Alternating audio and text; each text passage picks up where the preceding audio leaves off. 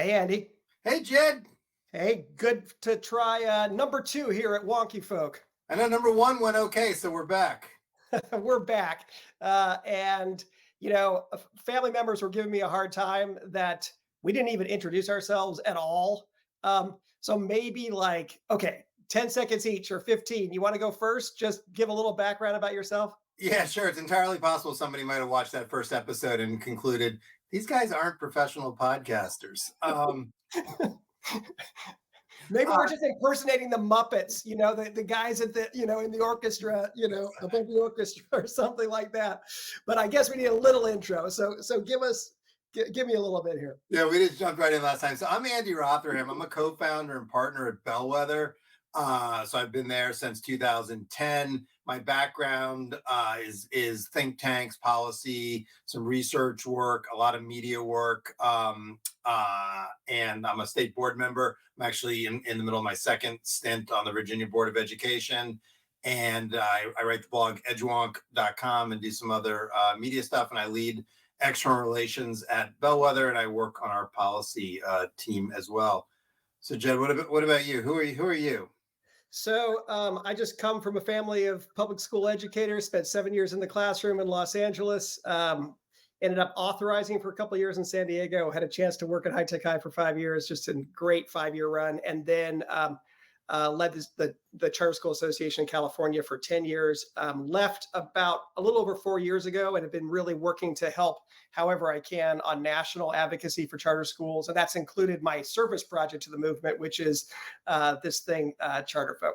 But what I love most about the work is it gives me an excuse to stay in contact with great people. And Andy, you've been an incredible supporter of everything we've been doing. So thank you. And then it becomes natural to try something new. So this is fun. I'll just also, my last part of my introduction is I'm obsessed with the Sacramento Kings and it's baby light the beam, maybe. This town is going crazy. So, my obsessions continue to grow as I get older here. Yeah, I mean the playoffs, they have started. Our communications and marketing director, Andy Jacobs, is a huge NBA fan. So I've already sort of seen productivity drop here over the last couple of days. And because the NBA playoffs sort of seemingly never end, when do they end? Like around Thanksgiving or something? And so I guess we'll continue. This will continue for a while. Well, listen, let's go back to where we left things, or one of the topics that we addressed last week in big, NBA city is Chicago. And, we recorded on the day before the election. And I think we, made a mental note. Let's come back and just make some observations about whatever may have most surprised us. How are you processing the Chicago results?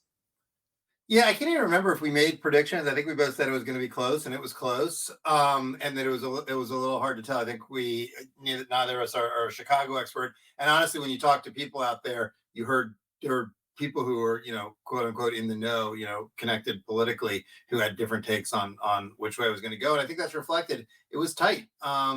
So I mean, look, if obviously Vallis losing does send a message, a lot of the race turned on issues besides education, policing, and so forth. But clearly, if that brand of politics had been overwhelmingly popular, it wouldn't have been a close race. And so clearly, there's some thinking to do there. On the other hand, you have seen this happen elsewhere. So I guess my bottom line is, when I look at a race that's that close, I'm cautious to read too much into it. And say Vallis had won, and by the same margin that Brandon Johnson did, I think it would have been a mistake for reformers to suddenly assume they had a mandate and sort of charge forward. They would have needed to listen to the message the voters were sending. And I think the message the voters are sending is they have conflicting priorities. They want different things. And there was a bunch of dynamics in the Chicago race, including obviously race, that played out. And so I think we'll have to see which direction it goes. Brandon Johnson probably has an opportunity to pull some Nixon to China moves to improve quality of life in that city and schooling, but we'll see kind of how that happens with the coalition he's put together. What's your read on it, Jed? Yeah, I wouldn't extrapolate anything out from the results themselves. I think there were so many idiosyncratic things to the race itself. But what I do think is worth focusing on is just some of the changes to the political coalitions that seem to be coming together that I think are likely to sustain themselves and are becoming national trends. I've been writing a lot at Charterfolk about how the Los Angeles Teacher Union and the Chicago Teacher Union have really come together and been articulating a new vision for what teacher union political strength could be. And I think we've seen now in Los Angeles and in Chicago that race be run on political fronts. One of the things most interesting to me is how SEIU and the teacher union came together to win races and came together to, do a strike in Los Angeles. And now we've seen SEIU and the teachers union in Chicago, which had previously been at odds, together in the very same way. So that is something that I would imagine we're going to see people attempt to bring to other cities. It's not as easy as you might first assume. That's one thing. And then the other one is just, I found it very striking how the youth vote really broke strongly for Johnson in the general rather than in the primary. And, that's just what I find perplexing or just potentially very interesting. What is it that is resonating, especially with, some of our young folk? I mean, we can chalk it up to simple progressivity of youth, but I think there's a lot more in it than that and worth us, diving into when we have a chance to really see what the election results are. Yeah, I think so. And look, obviously, like reformers, particularly reformers of a certain generation, have not figured out yet how to talk to energized young people. And you and something you and I have talked about. So that some of the quote unquote progressive positions are on education are actually like decidedly conservative, right, and reactionary. But reformers haven't sort of figured out how to pick that lock yet. And there's a bunch of work to do there. I know we're going to talk about Denver, and that's an example where that might be happening. We'll have to see. The other interesting thing about Chicago that I think we can't move on from is just the scale of sort of violence in Chicago and gun violence is just unbelievable. When you talk to school leaders out there, just the presence of particularly handguns just in the life of schools and the number of incidents where they're finding them, kids are bringing them to school and so forth. It's unbelievable. And it just sort of happens day to day, and it's sort of background noise. And there's almost this attitude of like, que sera, sera. And then, something happens like we talked about last time about, Covenant and so forth. There's obviously that horrifying school shooting, and it galvanizes the attention. But like the sort of just routine violence just does not garner the same attention. And it's really what is like it is in terms of the numbers, just catastrophic. And it's gonna be interesting to see in Chicago what can be done about that, and if there is, or if this just turns into sort of again sort of just end up getting a backlash because people feel like it's not being handled. And then the other thing in Chicago, and you sort of alluded to this. If I were a charter school leader out there, I'd be preparing for pressure that may not be like pressure that's going to get headlines, but it seems the unionization efforts will certainly step up, and there's going to be more pressure on those schools, and that's going to be how that community responds out there and navigates that. Will be interesting to watch.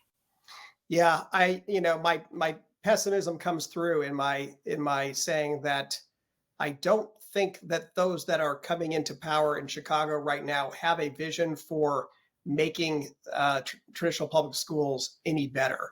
And I think we're going to see a lot more doubling down, and I think we're going to see a lot more of adult benefit being the focus of most of the policy efforts there, which is only going to result in some parents having greater desperation for something else. And it's how do you remain a strong and vibrant, charter school community, wanting to be growing when the overall environment seems so hostile, but yet the needs for what you offer has never been higher than right now. It's a real tough dichotomy for people to deal with right now. Yeah, I think that's right. And then we can move on to Denver. One other thing is just worth noting, I think, on Chicago's Paul Vallis's concession speech. That was a classy concession speech that's becoming all too rare. Where, I think you and I are sort of a generation where you have elections, they decide things, and then you move on and then you have another election down the road, rather than this sort of just constant acrimony and conflict that never stops and nothing gets done. And sort of, if it doesn't go your way, you just show up and argue, in a different, often, more disruptive way. And I feel like, Vallis just sort of one thing I think that the older generation of politics has right is just that degree of just civility, and the way he sort of even chided people who were starting to complain about Johnson was classy, and just it was sad that it was like it felt like such a throwback. Yeah. Well, I can't. Well, you leave the door open for one last conversation or comment on Chicago. Sorry, we're gonna go to my hometown, Denver. I'm excited to talk about that too. But because Vallis, yes, I agree with you in terms of the concession speech.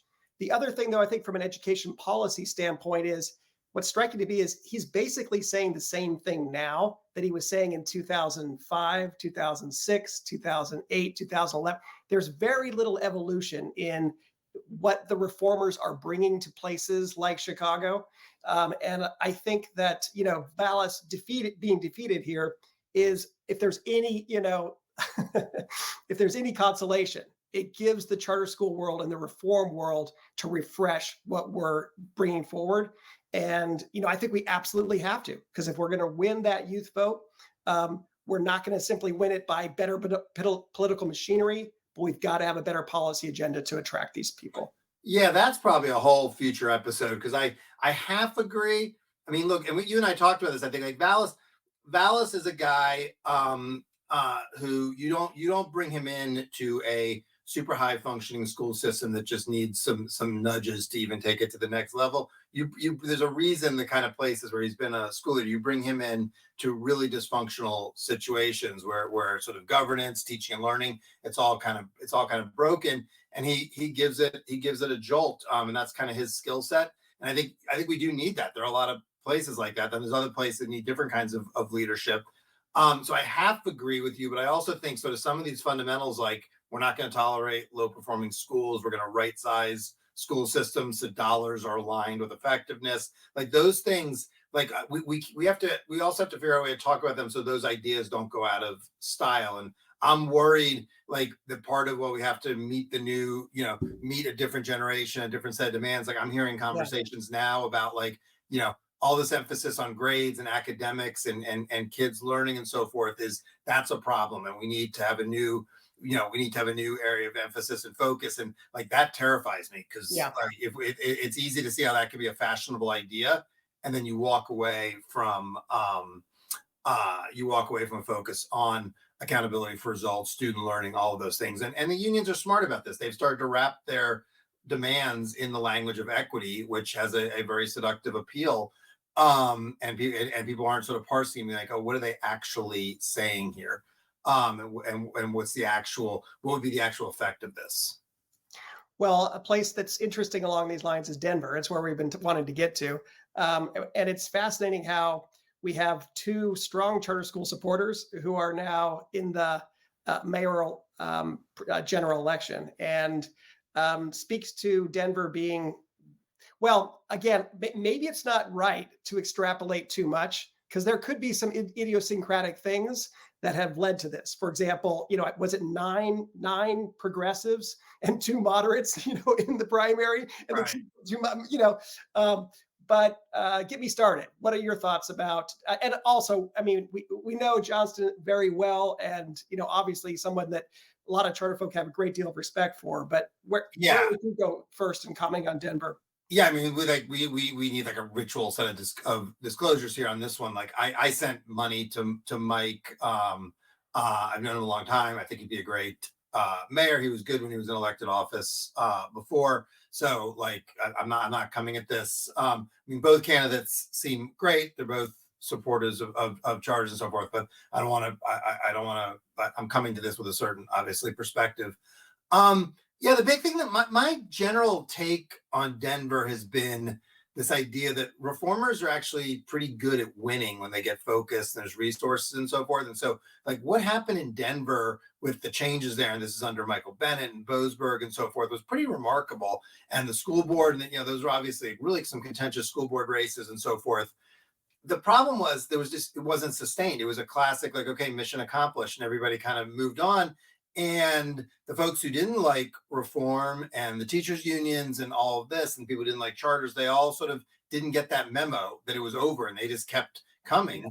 And so it's kind of it unraveled Denver. So that's my sort of, and so my critique is basically the reformers got a little fat and comfortable, but it seems like that shoe may be on the other foot, I guess, mix metaphors. The fat shoe may be on the other foot or something.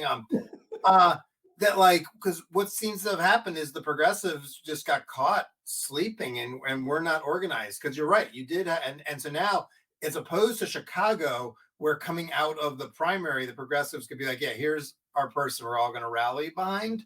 Yeah. Like in if when listening to progressives in Denver, they don't like either of these choices, right? And so they're sort of stuck. And I think that's an interesting dynamic.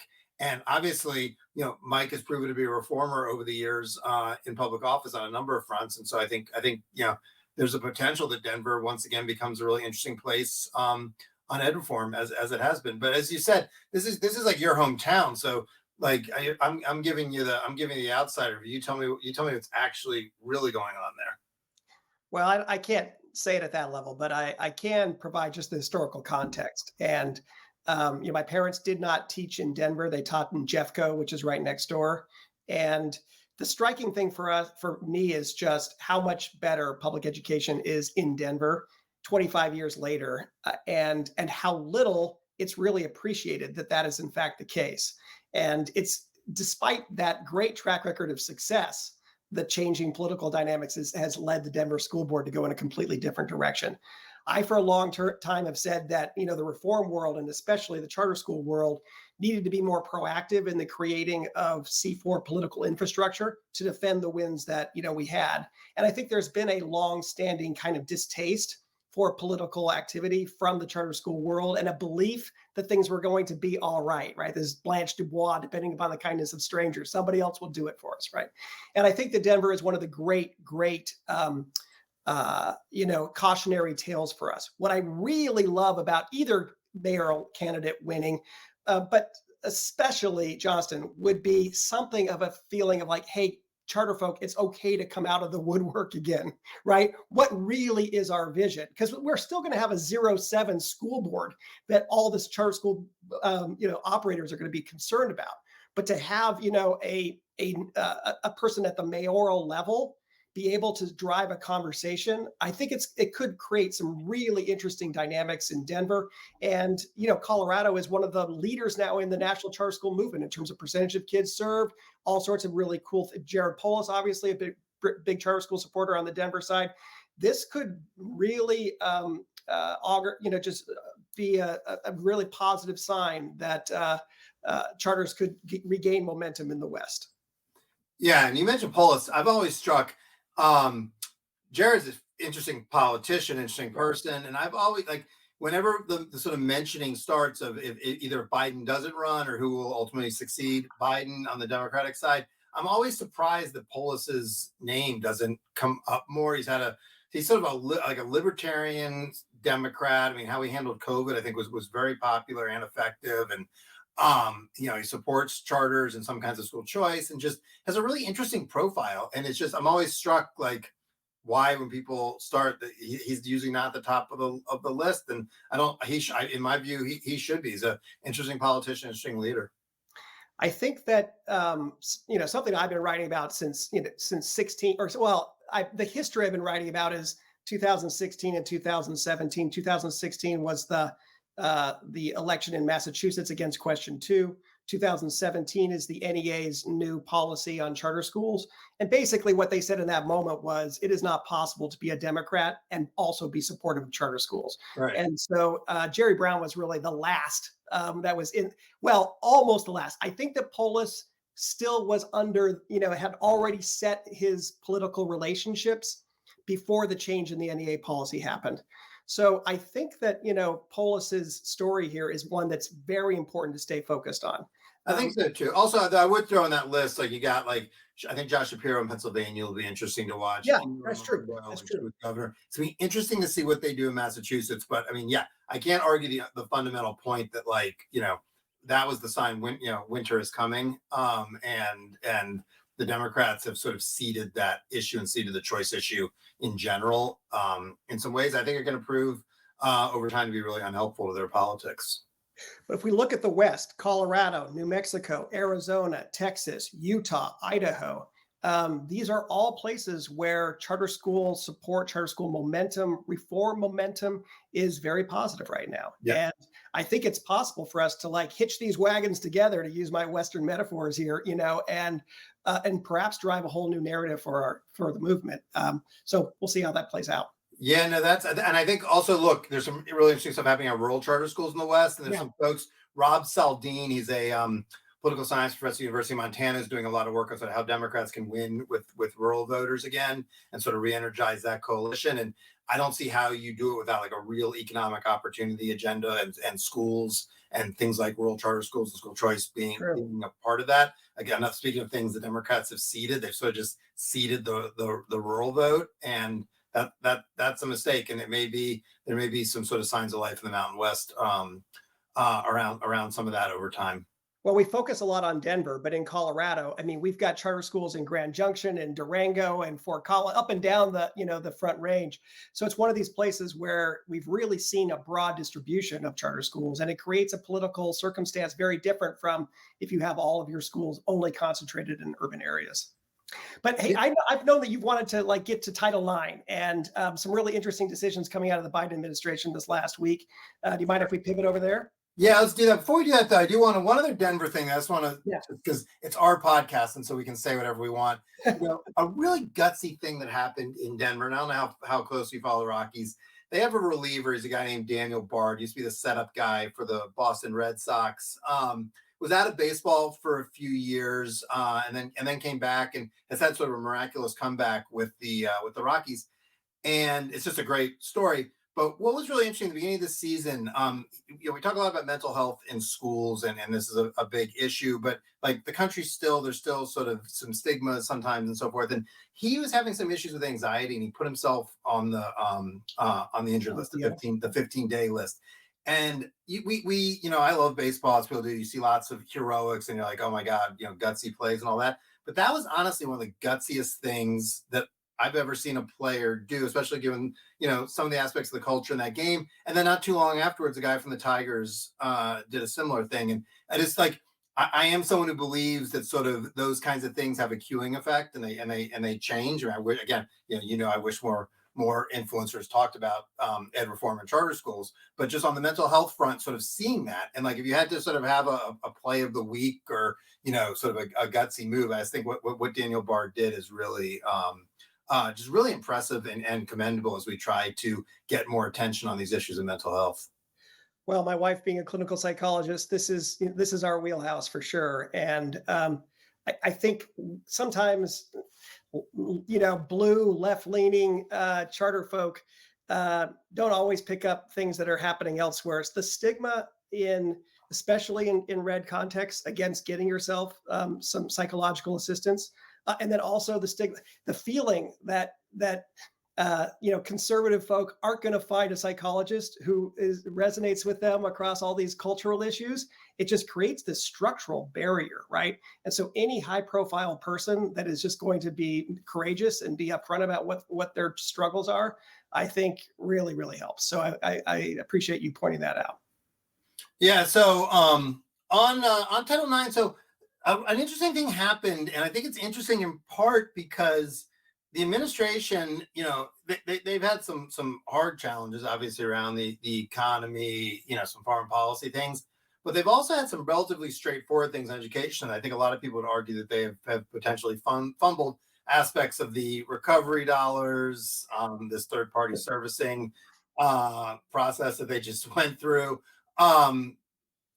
Just a number of things. Maybe a lot of people think the student loan and how that's been handled, and just the entire process of the student loan issue, not just the case that is at the Supreme Court right now. And some of those issues actually weren't super complicated, and they still managed to fumble them. But then you've got this Title IX issue of transgender athletes and sports, and they parsed it in a really interesting way that I'm favorably disposed to myself, because I think it gets at some of the nuance, where they basically said they're going to put out they put it out for comment, but that you can't have blanket bans on participation, but where you have to balance fairness and safety with inclusion, you can do that. And so some restrictions are going to be okay. And I think this is the kind of thing that a lot of people look and are like, certain things seem fair, certain things don't, all that. And then it matters a lot by, things like age level, level of competition? Is this an elite sort of zero sum, or just some other kind of like recreational league? All of these sort of nuanced things that in this sort of debate, yes, no, this sort of macro debate just sort of get lost. And they have a policy that sort of parsed it. And what's interesting is, look, some people think, okay, they're just playing possum, and they're saying they're going to parse it, but they'll reject every single claim that comes. I don't think that wouldn't be a smart strategy for them politically, and I think they know that.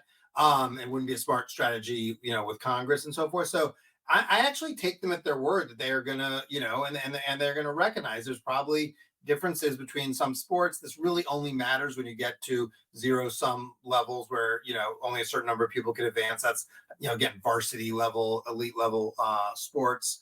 And then college and so forth, and then people are going to take them at their word that they're actually going to parse those. And what they may be doing, and this is me inferring, is they saw the Obama policy on Title IX and colleges just ended up in court constantly and lost constantly, right? And so Yeah. so it was just one of these things. It became almost sort of a farce. And what they may be doing here is recognizing this issue is also in the courts. It's in federal courts, and recognizing that that's going to sort of play out. This issue will ultimately be decided in the courts, and so they're just creating some space. But I just thought it was on a complicated issue where there is an awful lot of activist capture, and it would have been easy for them just to sort of just do the thing that everybody would have just do a real straight down the line sort of red blue thing. Instead, they sort of parse some nuance. And I thought that was interesting. And I don't know if that means sort of signs of life on interesting policymaking. I don't know if they're going to walk it back. I watched one interview with the secretary where he didn't seem like totally in love with the policy. So who knows? But that may have just been, people give lots of interviews, and that may have been an impression he didn't mean to convey. So who knows? But I think it's going to be an interesting one. It's going to be an interesting one to watch, to watch going forward. One of the byproducts of working on Charter Folk is I've got subscriptions now to 25 or 30 newspapers, across the country. And I just try and screen them out. But the headlines keep coming through, right? And it was fascinating to see that first day. I think in the first 4 hours or 6 hours, all the headlines were about, hey, the new guidance, bans any kind of discrimination, right?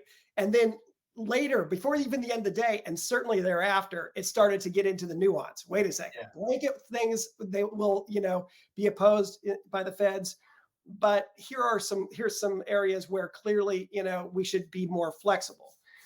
And so total fog of culture. That first few hours, you're right. It was like complete fog of culture war. Yeah, totally. And what was interesting is the guidance, the proposed regulation, the way that the department's materials described it was actually pretty straightforward. You could sort of see the key graphs.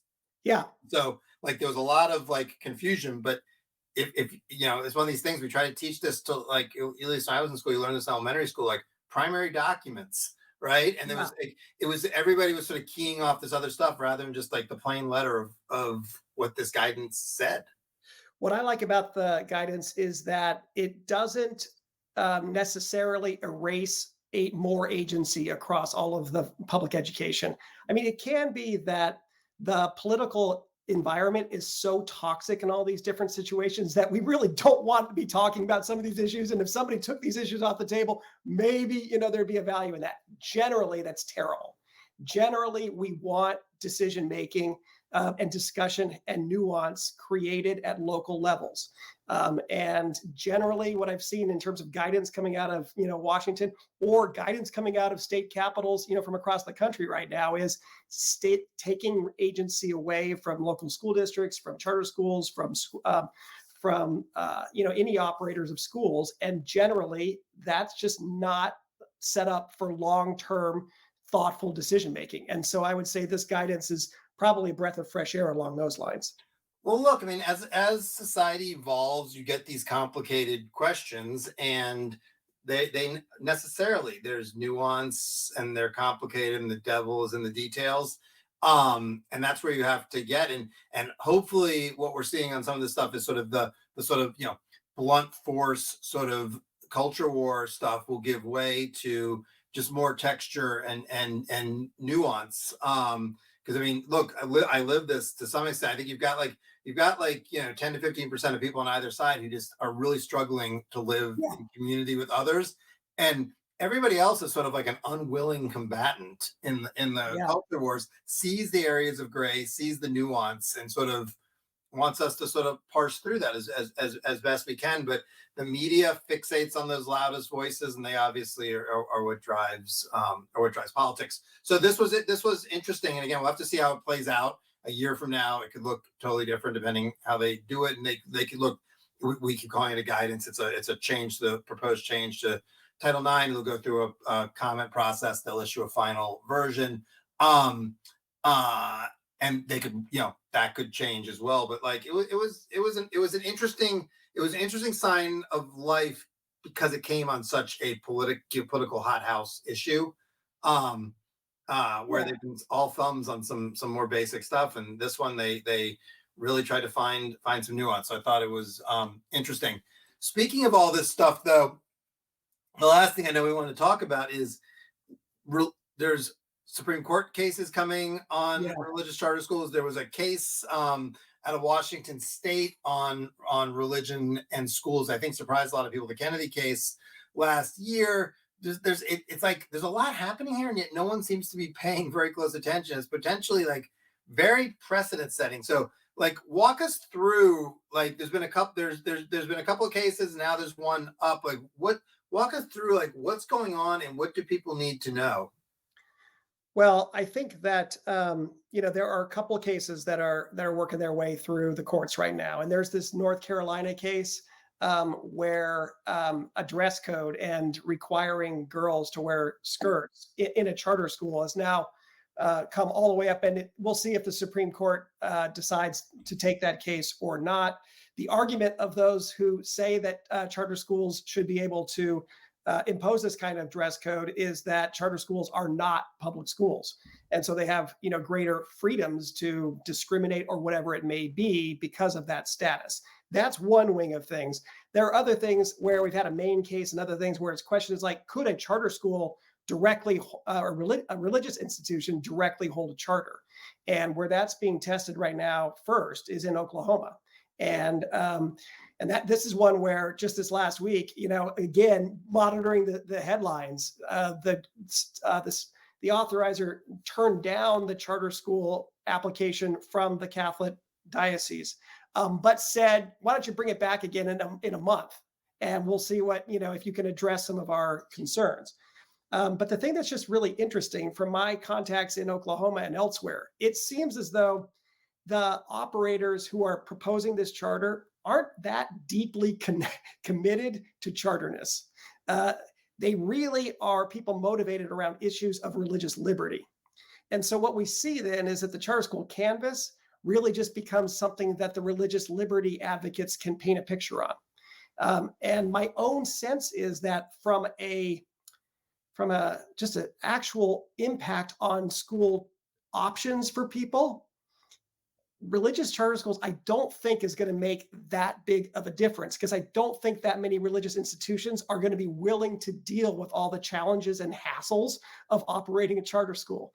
And so really this issue in Oklahoma is going to remain one that is precedential for these broader religious liberty issues.